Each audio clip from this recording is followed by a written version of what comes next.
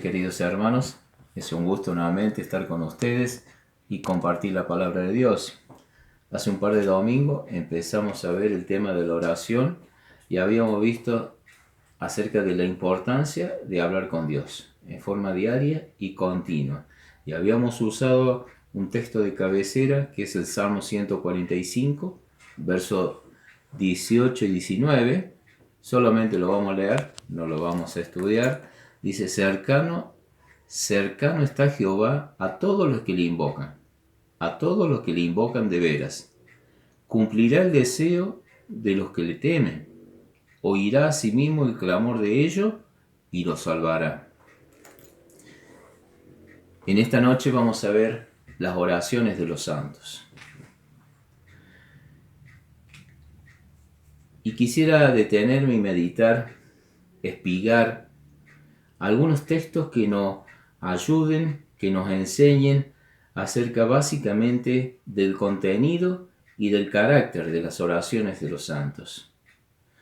Y vamos a usar como texto principal, para empezar, 1 Timoteo, capítulo 2, quiero que me acompañen, versículo 8. 1 Timoteo 2, verso 8. Dice el apóstol Pablo: quiero pues que los hombres oren en todo lugar, levantando manos santas, sin ira ni contienda. Le está escribiendo a Timoteo, un joven pastor, y le está dando instrucción acerca de cómo debe ser la vida congregacional. Básicamente son epístolas pastorales, ¿no? Cómo desenvolver la tarea de un pastor y qué temas tratar y cómo tratar con diferentes grupos de personas.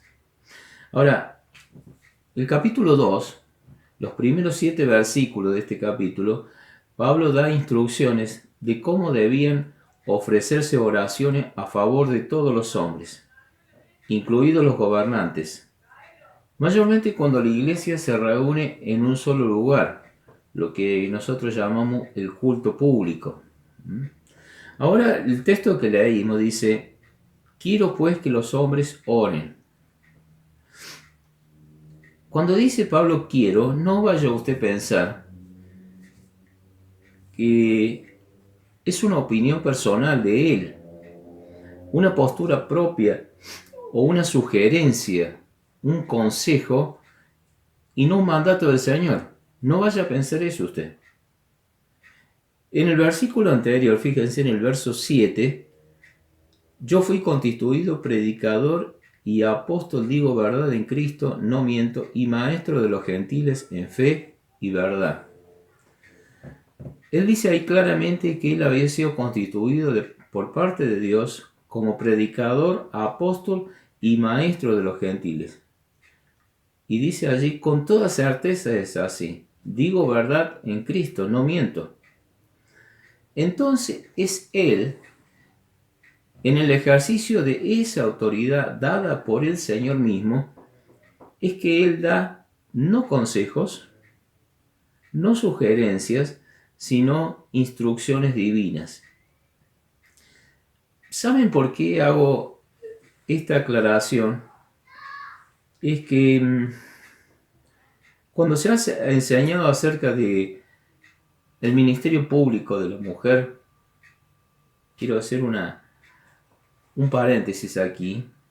Cuando se ha enseñado acerca de los impedimentos, restricciones acerca del ministerio público de la mujer en cuanto a la enseñanza, en cuanto al liderazgo, en cuanto a las oraciones en la vida congregacional de parte de las mujeres, he escuchado a hermanas decir que esta era una opinión personal de Pablo, muy personal de él, o que simplemente era muy machista.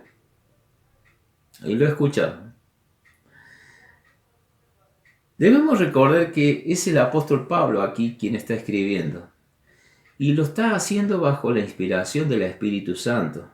Por lo tanto, cuando él dice quiero, pues que los hombres oren en todo lugar, Es el Señor quien está pidiendo que los hombres levanten manos santas a Él. Cuando Pablo le escribe a Timoteo diciendo que él quería que los hombres orasen en todo lugar, levantando manos santas, no tenía en mente a los hombres santos que han honrado a este mundo con su presencia y que ahora están en las moradas del cielo. Tampoco piense que los santos son las estatuas de piedra, de mármol o de yeso que se exhiben en las iglesias populares. Tampoco va destinado a ello. Pablo sí hablaba de hombres santos de carne y hueso, de seres humanos redimidos por la gracia de Dios en tránsito terrenal hacia la meta celestial. El apóstol se refiere a los que han sido llamados para ser hijos de Dios, a los que luchan en este mundo y anhelan llegar al otro. Todo aquel que desee elevar sus oraciones a Dios debe ser santo. Quizá esto que le voy a decir ahora le suene un poco duro, pero es lo que yo encuentro en la palabra de Dios. Dios no presta atención a las oraciones de quienes se han apartado del sendero de la santidad. Repito esta frase. Dios no presta atención a las oraciones de quienes se han apartado del sendero de la santidad. Quisiera que me acompañen a Isaías capítulo 59. Isaías 59, los primeros 7 versículos. Vamos a leer los primeros 2 y el versículo 7. He aquí que no se ha cortado la mano de Jehová para salvar, ni se ha agravado su oído para oír. Pero vuestras iniquidades han hecho división entre vosotros y vuestro Dios, y vuestros pecados han hecho ocultar de vosotros su rostro, para no oír. Y todos los primeros versículos hablan, lo resumen así en el versículo 7. Sus pies corren al mal, se apresuran para derramar la sangre inocente. Sus pensamiento de iniquidad, destrucción y quebrantamiento hay en sus caminos. Lo pueden leer en sus casas después detenidamente. ¿Cuál era el problema entre el Señor y su pueblo Israel? Ciertamente nuestro Dios es lo suficientemente poderoso para salvar. Ahí dice que su mano no se ha cortado para salvar. Cuando habla de su mano es un símbolo de poder. Y dice que su oído no se ha agravado, su oído para oír. Su mano no se ha cortado, ni su oído se ha agravado. Siempre Él estaba atento para escuchar a todo aquel que le invoca de veras, como hemos leído en el Salmo 145. Pero en el verso 2, siempre hay un pero en la Biblia, ¿no? Y casi siempre son peros negativos. Pero dice, vuestras iniquidades han hecho división entre vosotros y vuestro Dios. Han hecho separación entre ustedes y Dios, y vuestros pecados han hecho ocultar de vosotros su rostro para no oír. Dice, versículo 2, vuestros pecados han hecho ocultar de vosotros su rostro para no oír. Y si usted sigue leyendo los versículos 3 al 7, va a encontrar términos como sangre, iniquidad, mentira, vanidad, maldad, rapiña. Es muy fuerte el lenguaje que usa Isaías para explicar que esas oraciones no tenían destino. El Señor no escuchaba las oraciones del pueblo de Israel porque su gente había dejado de ser santa. Aunque esto me lleva a una reflexión actual. Aunque usted tenga el título de cristiano y tenga la Biblia debajo del brazo, Dios no escucha las oraciones de gente cubierta de maldad.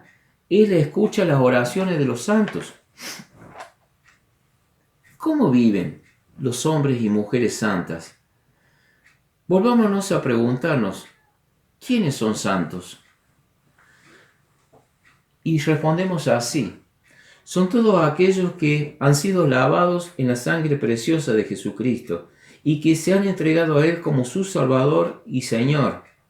Cierto es que no son santificados plenamente. Cierto es que deben limpiar sus pecados diariamente. Cierto es que transitan por este mundo a veces cayéndose, pero siempre levantándose. Porque el verdadero cristiano cae, pero siempre se levanta. Todo esto es cierto, y usted puede verlo donde quiera que haya cristianos, pero aún así son santos, porque han sido aceptados por Dios en el nombre de Jesucristo, porque han sido tocados por el Espíritu Santo y porque han sido señalados desde la eternidad para ser eternamente santos.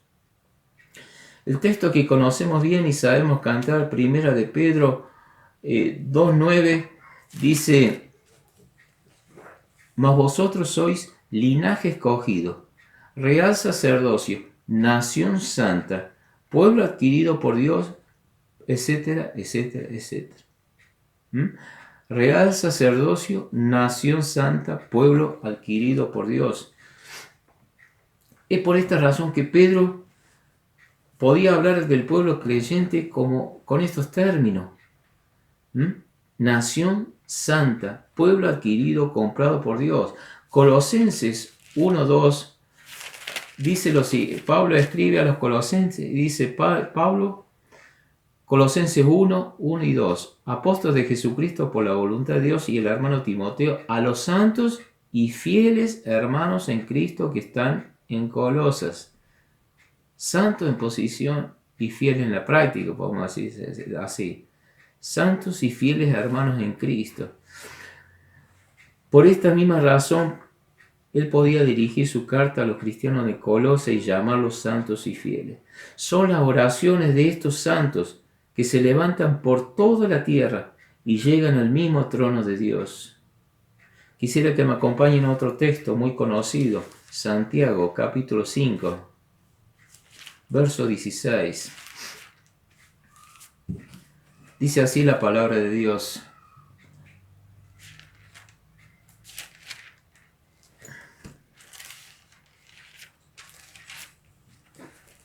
Santiago capítulo 5, verso 16. Confesaos vuestras ofensas unos a otros y orad unos por otros para que seáis sanados. La oración eficaz del justo puede mucho. Repetimos, la oración eficaz del justo puede mucho.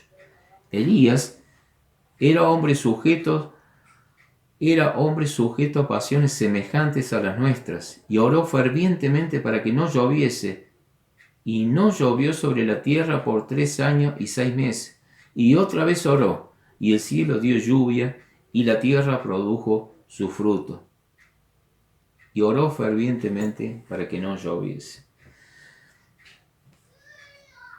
¿Vieron esa frase? La oración eficaz del justo puede mucho. Ahora la pregunta es, ¿cómo orar eficazmente? Qué buena pregunta, ¿no? ¿Cómo orar eficazmente? Bueno, Santiago pone el ejemplo de Elías y tendríamos que detenernos a observar cómo fue la vida de Elías.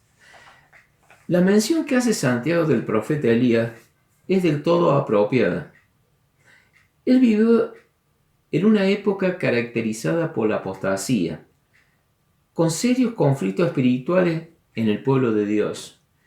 Elías se enfrentó a los líderes de Israel, llámese Acab y sobre todo Jezabel, y al culto idolátrico de Baal. La victoria de Elías se debió a que era un hombre que vivía de continuo en la presencia de Dios, y fundamentalmente era un hombre entregado a la oración.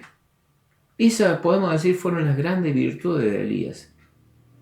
Pero tú me vas a decir, bueno, Jorge, estamos hablando de nada más y nada menos que el gran Elías Tibita. Jamás podré llegar a ese nivel de espiritualidad. Pero aquí lo que acabamos de leer en Santiago capítulo 5, dice que Elías, en el verso 17, era un hombre sujeto a pasiones semejantes a las nuestras. Santiago describe a Elías no como un superhombre, sino como un hombre de pasiones semejantes a las nuestras. Es decir, aquel gran profeta padecía de las mismas debilidades como cualquier otro creyente. Tuvo desánimo, cansancio, frustración, temor, duda, soledad, etc.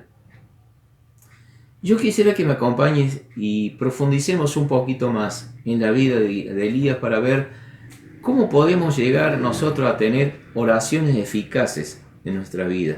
Vayamos a Primera de Reyes, capítulo 19.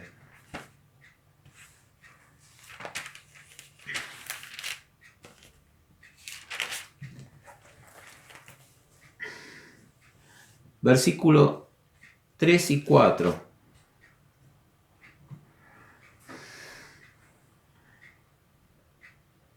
Diecinueve, 3 y 4. Viendo pues el peligro, Elías se levantó y se fue para salvar su vida y vino a Berseba, que está en Judá, y dejó allí a su criado.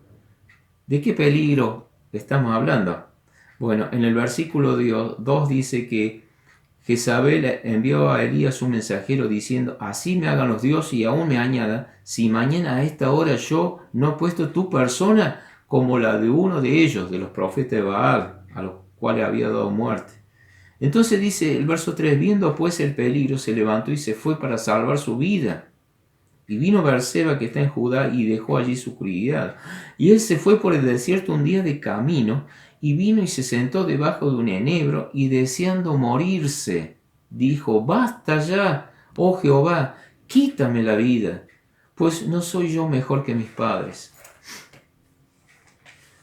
Elías pensaba que después, ¿qué había pasado en el capítulo 18? Había una duda en Israel. ¿De quién era el verdadero Dios? Por un lado estaban las raíces de parte de Dios. Ellos sabían que Dios había rescatado a su pueblo, lo había libertado de Egipto y lo había llevado por todo el desierto hasta introducirlo a la tierra prometida. Pero después Jezabel introdujo el culto idolátrico a Baal. Entonces él le hace un desafío. Vamos a ver quién es el verdadero Dios. El Dios que contesta con fuego, y sabemos la historia. Ese sea el verdadero Dios. Convocó a todo Israel. Y obviamente que el único Dios vivo y verdadero es el que contestó. Entonces Elías pensaba que después que todo Israel había sido testigo de quién era el verdadero Dios, él pensaba que Jezabel se había ido a arrepentir. Pues todo lo contrario. Lo amenazó de muerte y le dio 24 horas de vida. ¿Tenía dudas Elías? Claro que sí. ¿Tenía debilidades? Claro que sí. Santiago nos dice que el profeta era un ser humano. La palabra es antropos. ¿Con quién podemos identificarnos, ya que poseía las limitaciones propias de los hijos de Adán? Como dije recién, Elías no era un superhombre, pero sí era un hombre de adoración. Era un hombre que dependía completamente de su Dios. La vida de Elías se ha plasmado en las Sagradas Escrituras para nuestra instrucción e inspiración. Analicemos entonces las oraciones de Elías. En primer lugar, encuentro yo que las oraciones de Elías estaban llenas de fe.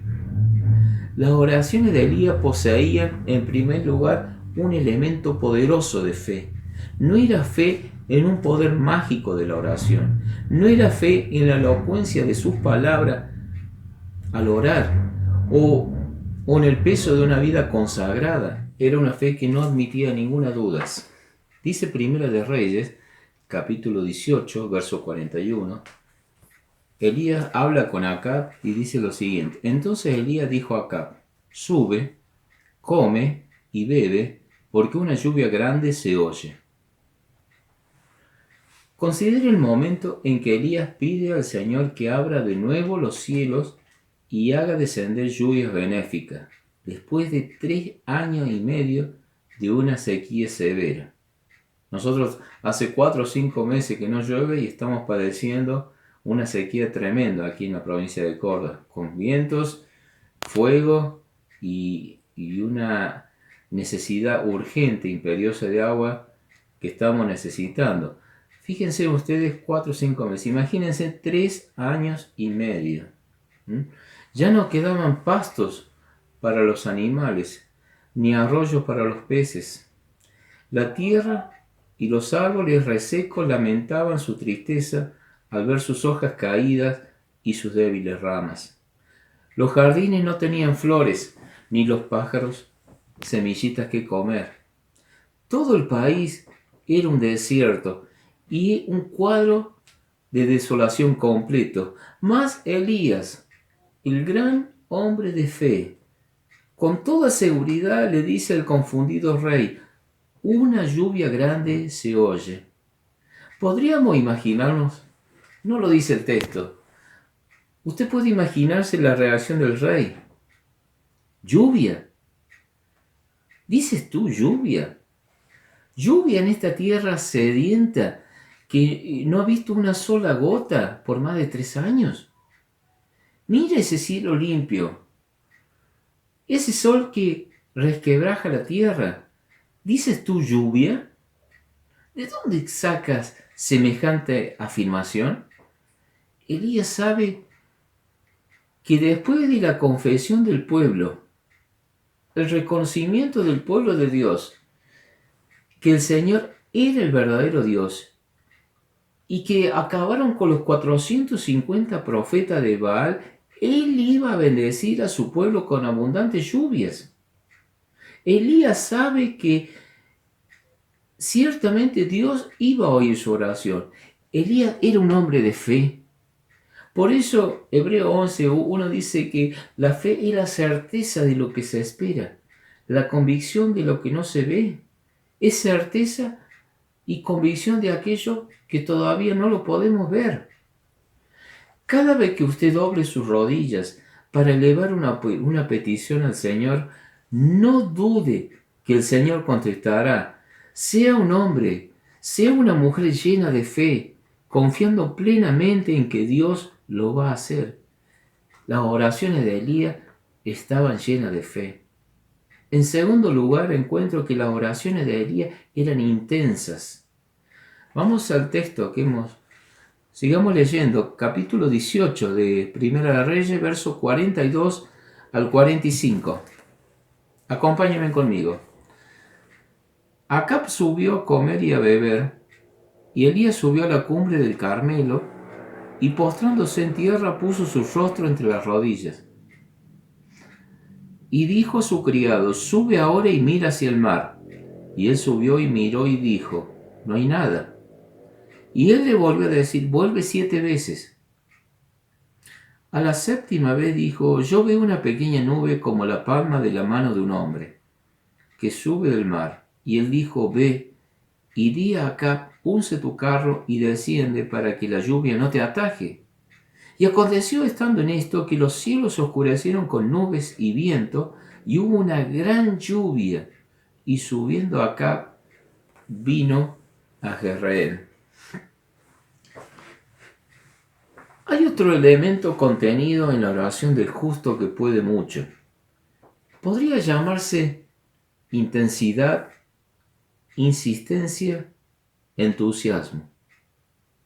Allí está Elías, lo hemos leído, postrado en tierra, con la cabeza entre sus rodillas, dice el texto.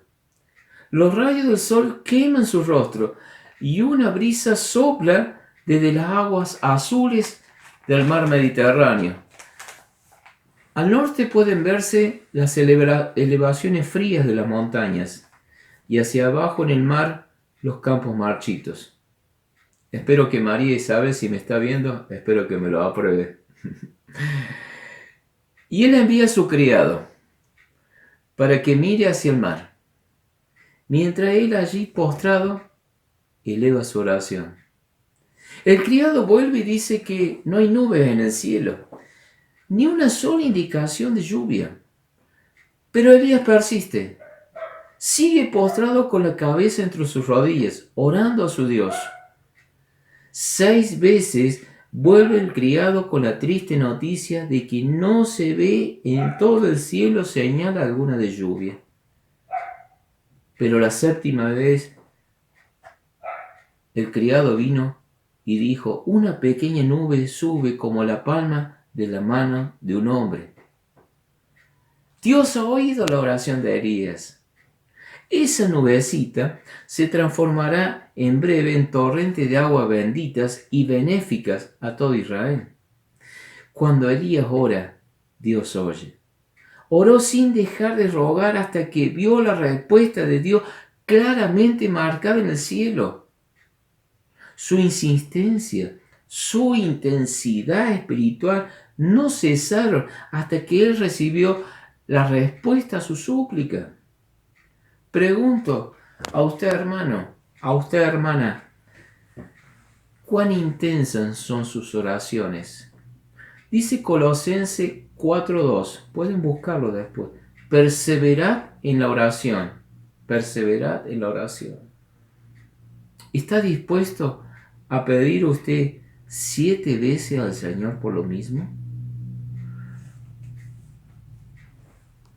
He escuchado a madres que han orado por la salvación, la conversión de su hijo por años, y Dios le ha contestado. Dios le ha contestado. O ha pedido que lo aleje lo aleje de su hijo, de un amigo que lo está alejando de una vida cristiana fructífera, y Dios le ha contestado. Doble sus rodillas como Elías. No se desaliente si no obtiene respuesta rápidamente. Esa es la oración eficaz que puede mucho. Y este es un desafío para mí en primer lugar.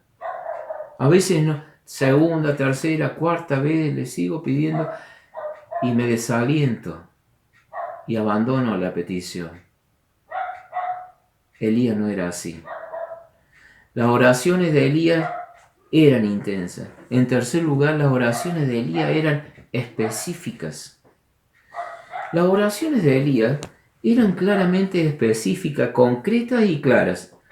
No generalizaba sus peticiones a nivel cósmico o a nivel espiritual o a nivel universal, sino que sus necesidades siempre fueron mencionadas con detalles.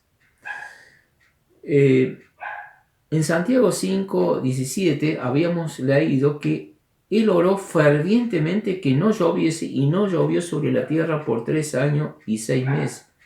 Debido a la idolatría del pueblo, Elías pidió a Dios que cerrase los cielos como una medida de disciplina para ellos. Cuando murió el hijo de la viuda, eso lo encontramos en capítulo 17, ahí de Reyes, Dios manda a una viuda que lo sustente en Sarepta de Sidón, y después de un tiempo el hijo de esta viuda muere. Dice el verso 19 y 20. Primera de Reyes 17, 19 y 20.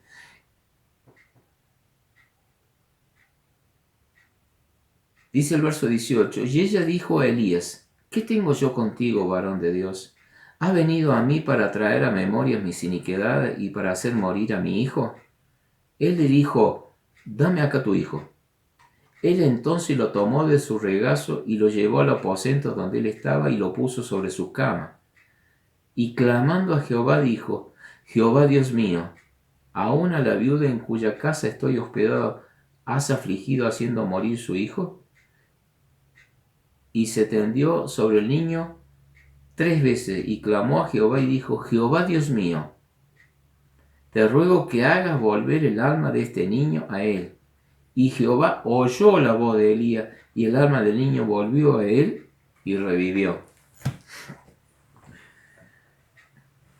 Él inclina su rostro a Dios y oró específicamente: Jehová Dios mío.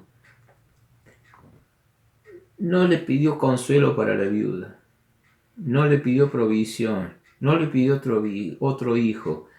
Dice: te ruego que hagas volver el alma de este niño a él. Y Jehová oyó la voz de Elías, y el alma del niño volvió a él y revivió. Oraciones específicas. Por muchos años, en mi juventud, nosotros teníamos el diario de la hora silenciosa.